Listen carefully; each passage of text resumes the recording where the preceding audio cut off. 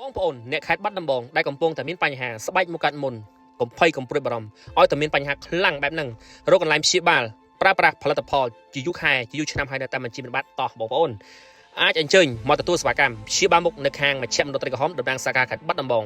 មិនថាមុខមុនខ្លាំងកម្រិតណាទេមកគឺដឹងតែជាដឹងតែបាត់ 100% តែម្ដងមជ្ឈមណ្ឌលសាខាខេត្តបាត់ដំបងស្វែងរកបងប្អូនដែលកំពុងតែកើតមានបញ្ហាស្បែកមុខកាត់មុនដូចនៅខាងក្នុងវីដេអូនេះចឹងនេះគឺជាវីដេអូសាខាខេត្តបាត់ដំបង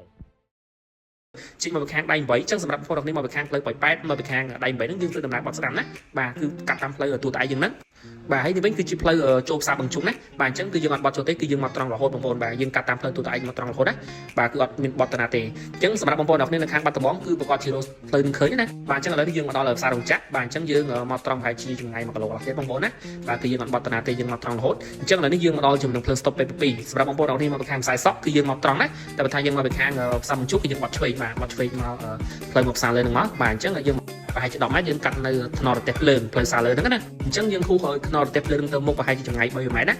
បាទបងប្អូនអ្នកឃើញអាគារមួយធំខ្ពស់នៅកណ្ដាលដៃហ្នឹងបងប្អូនអញ្ចឹងទីតាំងរបស់យើងគឺនៅជួរបុរីបន្ទាយគីសេគេហៅថាបុរីកាណាឌីយ៉ាណាបាទអញ្ចឹងទីតាំងរបស់យើងគឺនៅ